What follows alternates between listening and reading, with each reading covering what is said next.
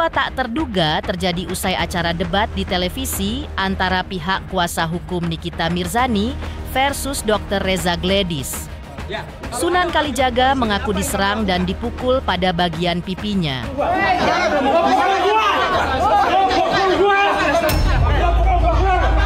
Pelaku penyerangan dikatakan Sunan Kalijaga diduga oleh kuasa hukum Dr. Reza Gledis. Sedangkan pelaku pemukulan diduga dilakukan oleh kuasa hukum Dr. Andreas yang saat ini terlibat prahara hukum dengan Dr. Samira alias Doktif, klien dari Sunan Kalijaga. Seperti apa pula detik-detik peristiwa dugaan penyerangan dan dugaan pemukulan terhadap Sunan Kalijaga kemarin? Lantas, benarkah pihak Sunan Kalijaga sudah mengetahui motif di balik dugaan penyerangan dan pemukulan terhadap Sunan? Seperti apa pula langkah hukum yang ditempuh Sunan Kalijaga? Benarkah Berbi Kumalasari ikut terkena imbas dari dugaan penyerangan dan pemukulan terhadap Sunan Kalijaga? Pemirsa, bersama Intens Investigasi kami hadirkan kabar terkini, terpercaya, dan teraktual. Tetapi sebelumnya, jangan lupa untuk like, subscribe, dan juga share channel YouTube ini.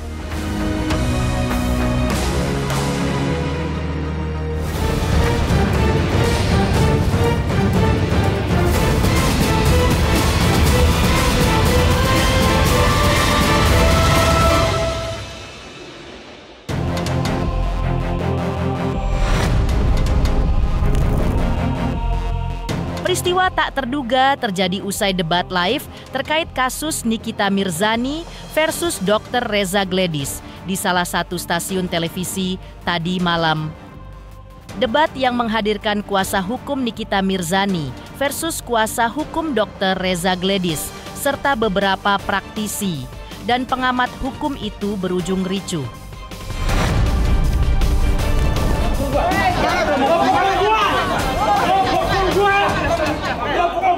Sunan Kalijaga sebagai kuasa hukum dari Dr. Oki Pratama dan Dr. Samira alias Doktif diduga diserang oleh kuasa hukum Dr. Reza Gledis dan diduga dipukul oleh kuasa hukum Dr. Andreas. Sunan Kalijaga pun mengaku terkejut ketika mendapatkan dugaan penyerangan dan dugaan pemukulan tersebut.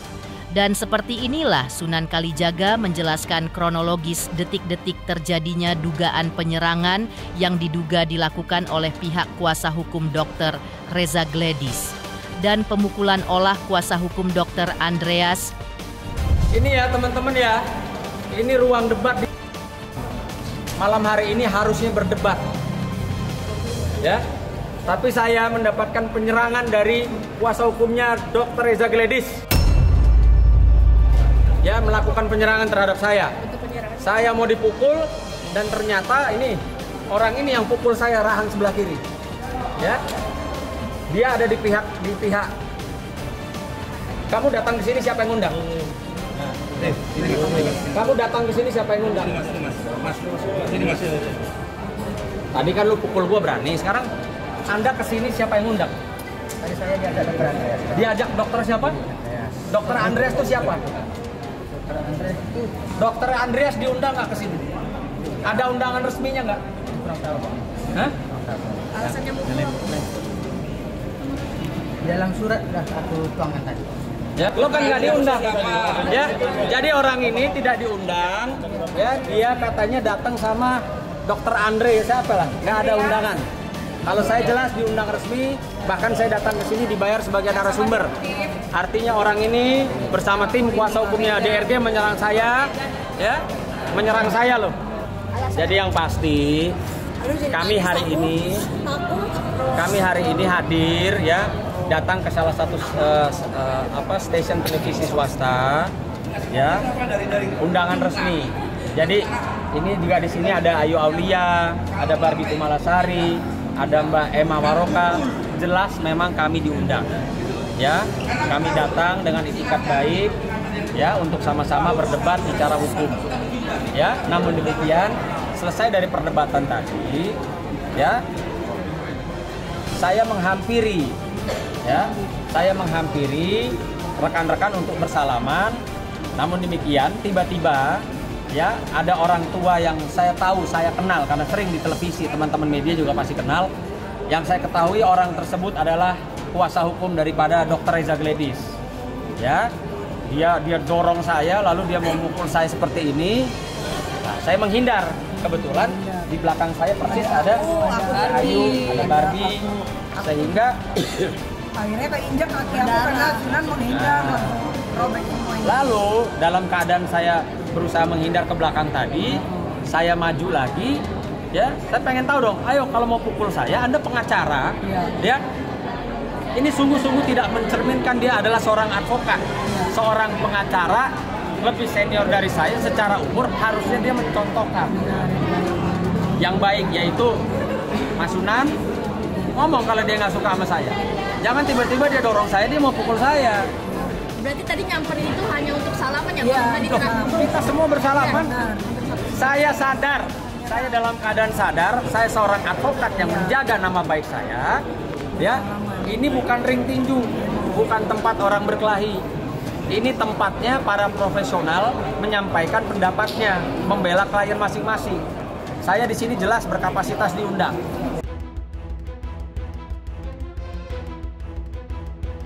Tak hanya itu, Sunan Kalijaga juga mengaku mendapat dugaan penyerangan dari pihak kuasa hukum Dr. Reza Gledis. Namun, upaya penyerangan berupa dugaan didorong dan hendak dipukul itu nyaris mengenai muka Sunan Kalijaga. Beruntung Sunan cepat menghindar.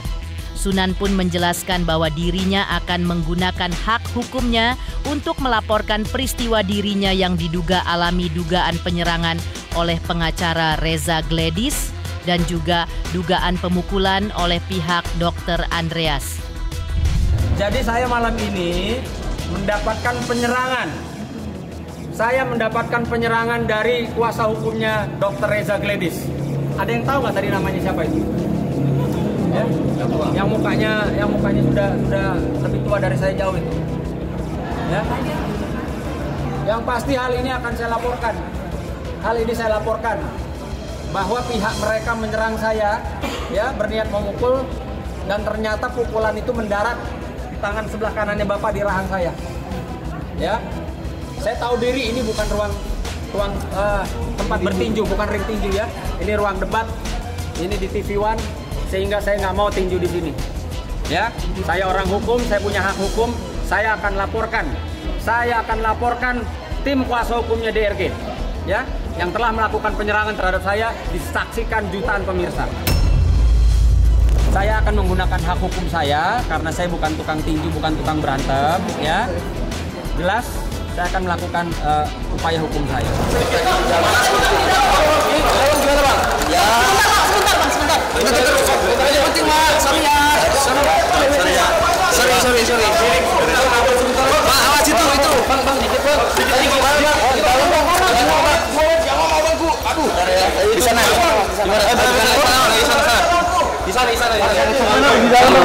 Ada keributan.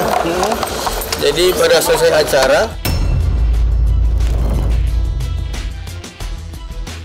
Berbi Kumalasari yang juga menjadi saksi di tengah kejadian mengejutkan di mana Sunan Kalijaga selaku kuasa hukum dari Dr. Oki Pratama diduga mendapat penyerangan dari kuasa hukum Dr. Reza Gledis dan diduga mendapat pemukulan dari kuasa hukum Dr. Andreas. Berbi Kumalasari pun menunjukkan bagian kuku kakinya yang terluka efek dari insiden tak terduga tersebut. Diduga kuku kaki, Berbi Kumalasari copot karena terinjak oleh Sunan Kalijaga yang berusaha menghindar dari dugaan penyerangan kubu kuasa hukum Dr. Reza Gledis. Karena gini, kan aku seorang advokat juga, yang namanya seorang advokat itu memang wajar ya kan, untuk membela keluarga. Perdebatan itu wajar, tapi kan tadi itu ketika sudah selesai acara, Sunan itu berdiri, niatnya Sunan itu untuk nyamperin Julianus, ya kan? Ini udah selesai kan? Tiba-tiba ada dari pihaknya dia malah emosi gitu kan, akhirnya berusaha untuk menyerang Sunan, tapi Sunan menghindar, malah dapatnya Sunan rahangnya kena sama si yang katanya wakil Dr. Andreas. Akhirnya di situ kan tadi ada Ayu Aulia, terus ada aku. Ayu tadi kayak terlalu kena ya, karena kan Sunan menghindar. gitu. Karena Sunan waktu mau dipukul Tapi menghindar ya, Mas Sunan karena ya. waktu mau dipukul menghindar. Tapi ketika Sunan menghindar itu pas ngelewatin aku, itu Sunan nggak sengaja sampai keinjak kaki aku dan mengakibatkan kaki aku kan pendarahan dalam gitu loh. Banyak banget tadi darahnya. Berdarah tuh ya? Iya, darah-darah. Kok bisa kena kenapa, Kak Berbi? Keinjak kayaknya. Keinjak Sunan tadi karena Sunan kan Menghindar waktu kan. kan. Menghindar. Karena udah kena rahangnya. Darah begitu. Iya tuh darahnya. Jangan kasih lihat darah. Tak hanya Berbi Kumalasari, artis Emma Waroka yang juga berada di lokasi kejadian tampak menyiarkan secara live di akun sosial media pribadinya terkait detik-detik menegangkan kisruh antaran Sunan Kalijaga versus pihak Dr. Reza Gledis dan Dr. Andreas. Momen di mana Sunan Kalijaga diduga alami penyerangan dari kuasa hukum Dr. Reza Gledis dan diduga mendapat pemukulan dari pihak kuasa hukum Dr. Andreas. Pertanggungjawabannya mana? Aku takut itu mau pukul saya nih, udah tua juga nih. Tadi kan Bapak mau pukul saya kan? Iya. Bapak mau pukul saya nggak? Saya tidak mukul siapa-siapa. Saya tidak mukul siapa-siapa. Anda korban bukan? Wah, Anda korban bukan? Korban bukan? Ya Allah, ya Robi, ya Rasul. Anda menyerang saya lalu teman Anda pukul saya. Ya? Astagfirullahaladzim, astagfirullah. Ya? Anda mau pukul saya, teman Anda pukul saya. Ya Allah, ya Robi, ya Rasul. Kok bisa kelepasan sih? Ya, saya dipukul, saya diserang. Ya? Udah ada ketangkep kamera tuh. Kok berani ya? Mukul-mukul. Ini CCTV aktif loh. CCTV-nya aja keluarin tuh. Mengejutkan, Sunan Kalijaga dan pengacara Reza Gledis ricuh usai acara debat di stasiun televisi. Lantas, seperti apa pula langkah Sunan Kalijaga yang akhirnya melaporkan pihak kuasa hukum Reza Gledis ke polisi usai alami dugaan pemukulan dan penyerangan? Pemirsa Intens Investigasi, jangan lupa saksikan terus Intens Investigasi dan pastikan jangan lupa untuk like, subscribe, share, dan juga komen. Tim redaksi Intens Investigasi juga mengucapkan banyak terima kasih kepada semua subscribers hingga channel Intens Investigasi kini sudah mencapai 3 juta subscribers. Selamat untuk Intens Investigasi karena sudah mencapai 3 juta subscribers di YouTube. Sukses selalu dan all the best.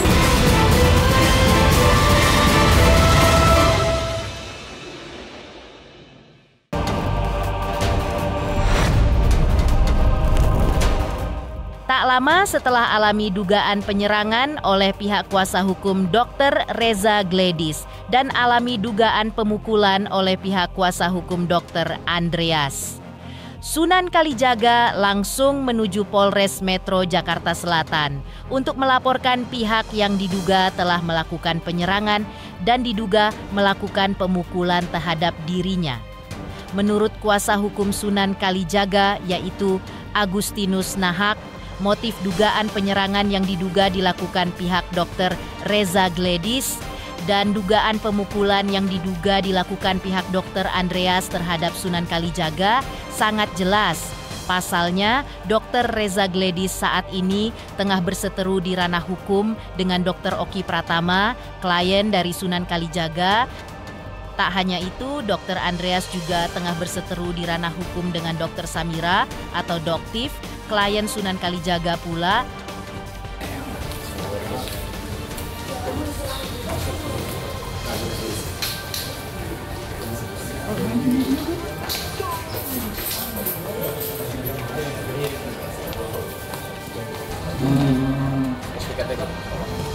SPKT di belakang sini.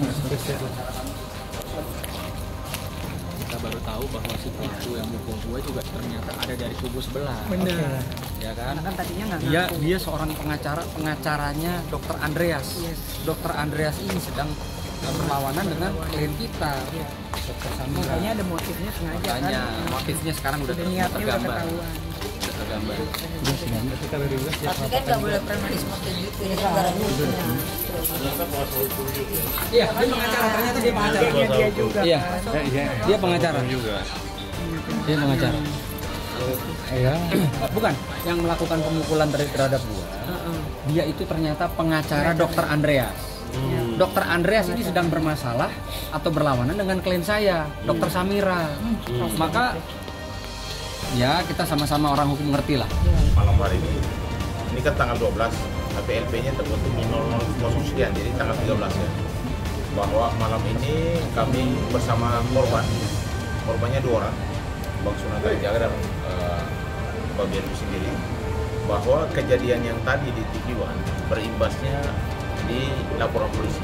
Kenapa demikian? Memang harus ada penegakan hukum, karena sebenarnya di ruang itu adalah ruang untuk berdebat hukum, bukan ruang untuk bertinju. Kami sendiri di situ tidak ada gerakan apa-apa, bahkan Bang Sunan pun tidak ada gerakan masalah apa-apa. Karena kejadian ini sudah masuk ke ranah hukum, ranah pidana, dan motifnya jelas. Ingat ya, motif dari kejadian jelas. 1, di situ ada pengacaranya yang kita laporkan itu pengacara RG, ya. Dan itu motifnya memang RG saat ini kan memang lagi ada persoalan dengan Dokter Oki. Dan juga motif satu lagi yang diduga melakukan pemukulan tersebut, itu juga motifnya dia pengacaranya si Andrea, yang mana ada bermasalah hukum juga dengan Dokter Samira klien kita. Jadi motif jelas. Dan yang kedua, bahwa dari semua video dan juga nanti pihak kepolisian akan mengambil CCTV yang ada di TV One, artinya semuanya akan terang benderang, ya. Kenapa ada terjadi penyerangan tersebut kepada Bang Sunan Kalijaga? Lapor kita melaporkan yang sudah ada namanya adalah Saudara Inov Putra Kagan, dan Saudara Inov ini juga tadi sudah membuat surat pernyataan dan permintaan maaf kepada klien kami. Yang kedua, Saudara Suryo Bakti Batubara, dan nanti juga dari 2 itu kita kembangkan juga ada dan kawan-kawan ya. Nanti itu dalam proses penyelidikan nantinya bisa dikembangkan lagi seperti itu. Sunan setelah mendapatkan dorongan atau pemukulan, apa yang Bang Sunan lakukan? Ya, nomor 1, saya melakukan pembelaan diri. Pembelaan diri saya bentuknya seperti apa? Bentuk pembelaan diri saya adalah saya mencoba menghampiri si pelaku pemukulan maupun penyerangan terhadap saya. Saya cuma bertanya, kenapa Anda memukul saya? Kenapa Anda mau pukul saya? Ya, jadi itu menunjukkan bahwa saya bukan seorang pengecut. Habis kena pukul, habis didorong, terus saya pulang nangis. Bahkan saya menyatakan, ini bukan tempatnya berkelahi, ini bukan arena tinju, saya bilang. Kalian tuh advokat, bahkan sudah usianya di atas saya jauh ya, saya bilang. Kalian itu, ini kan tahu tempat debat. Ini bukan ruang tempat kita untuk bertinju atau berkelahi, saya bilang. Ya. Tapi lain cerita, kalau memang kalian menginginkan itu, ya jangan di sini juga, saya bilang. Kalau mau baku hantam, baku pukul, ya jangan di sini. Gitu. Jadi nanti akan terlihat juga mungkin di CCTV kenapa saya lari sana lari sini, karena saya pengen ketemu, pengen menanyakan sama si pelaku, kenapa Anda nyerang dorong saya, mau pukul saya. Lalu pelaku kedua, kenapa Anda pukul saya? Jadi itu upaya daripada bela diri saya.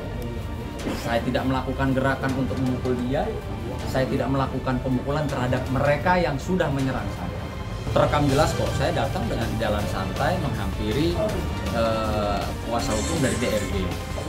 Ya, yang saya mau tanya, Abang ada masalah apa dengan saya?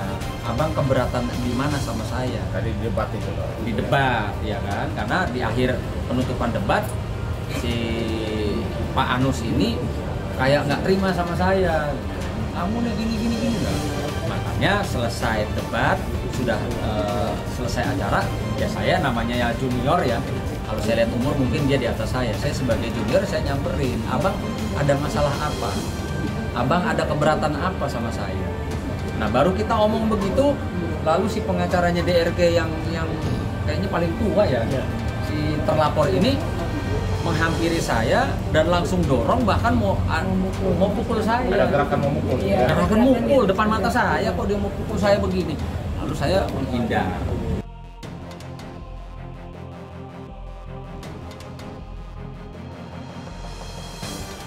Lalu berapa ancaman hukuman penjara terhadap pihak-pihak yang telah melakukan dugaan pemukulan terhadap Sunan Kalijaga? Laporan polisi dengan pelapor Sunan Kalijaga sudah dibuat di Polres Metro Jakarta Selatan tadi malam. Para terduga pelaku akan dijerat dengan pasal pidana 170, 351, dan 335. Menurut kuasa ancaman, hukuman atas terduga pelaku di atas 6 tahun.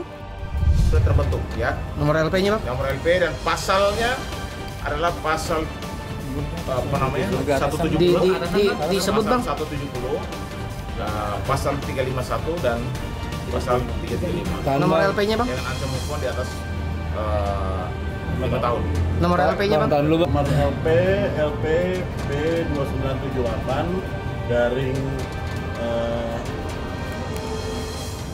8 Romawi 2025 SPKT Polres Metro Jaksel garing Polda Metro Jaya. Seperti itu. Oke, tahan Bang.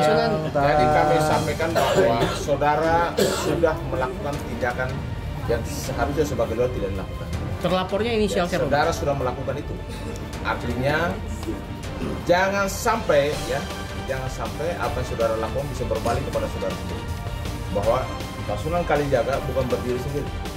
Beliau ada tim, beliau ada keluarga dan lain sebagainya. Ketika Anda melakukan tindakan fisik, berawal dari salah satu pengacara RG yang melakukan touching, dorongan itu pemicunya di situ. Lalu ada yang memang melakukan gerakan di mana ada tangannya yang memang mendarat pukulan di pipi kiri ya, pipi kiri beliau. Kami tidak tinggal diam ya, saudara dimanapun dengan baik-baik kami tidak tinggal diam. Kami minta penegakan hukum segera dilakukan ya, karena kami pun bukan berdiri sendiri. Ya, saya hanya imbau saja, Anda sebagai pengacara harusnya tahu etika dan tata hukum. Tidak boleh melakukan hal-hal yang sebenarnya itu adalah perbuatan melanggar hukum, apalagi ini kriminal, pidana. Ya, dan ini juga sudah kami laporkan, bahkan sudah langsung ke Pak Kapolres. Kasat juga tadi sudah kami sampaikan juga bahwa ini adalah kasus yang harus segera ditindaklanjuti segera. Kenapa? Karena yang pelakunya itu bukan orang kampung, orang yang tidak sekolah. Ini orang profesional. Tapi tidak diundang. Tapi ada memang tidak diundang. Ini yang saya mau sampaikan kepada kalian semua. Nanti soal pelaku silakan. Terlapornya Mengejutkan, Sunan Kalijaga akhirnya laporkan pihak kuasa hukum Dr. Reza Gledis dan kuasa hukum Dr. Andreas ke polisi usai alami dugaan pemukulan dan penyerangan.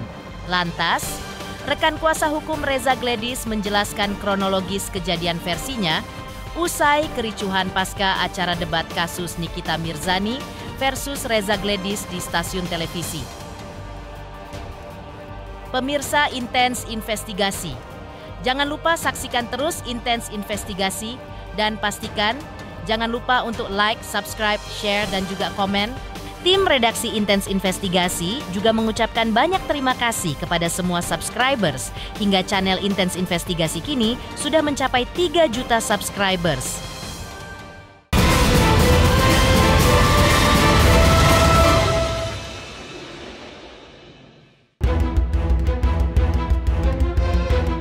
Geger aksi dugaan penyerangan dan pemukulan terhadap advokat Sunan Kalijaga.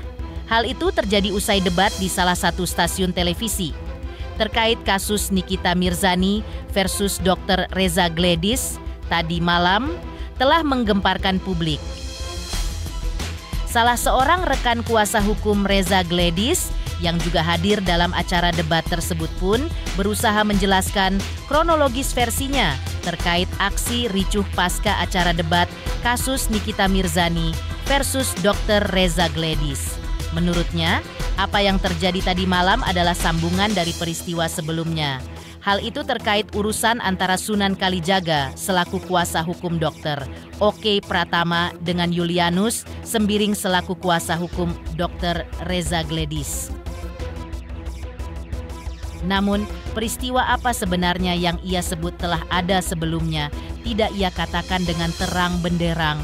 Terkait apa yang terjadi di lokasi usai debat di mimbar televisi itu tidak diketahui dengan jelas pula oleh pihak kuasa hukum Dr. Reza Gledis karena peristiwanya terjadi tiba-tiba. Hanya hanya sambungan yang kemarin sempat ribut di media aja ini. Jadi yang nggak tahu kenapa tadi bisa sampai clash-nya seperti ini. Kita juga kurang, jadi agak kabur juga. Tapi itu sambungan yang kemarin itu aja itu yang sudah diomongin di media. Ya. Apa tuh bang? Ya udah tahu lah apa yang diomongin Sunan sama Julian. Kliennya masih gimana bang? Urusannya Julian sama Sunan yang sudah disebut di media itu sambungannya ini. Tapi ada pemukulan nggak bang?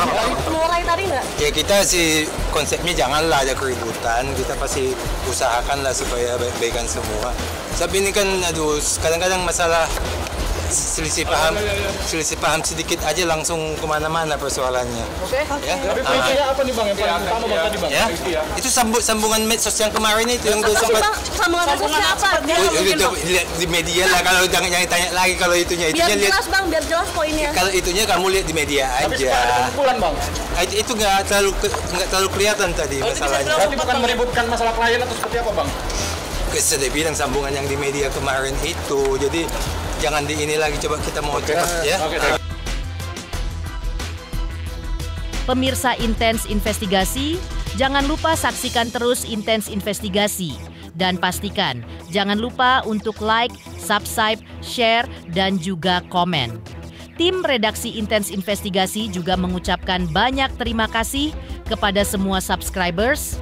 Hingga channel Intens Investigasi kini sudah mencapai 3 juta subscribers.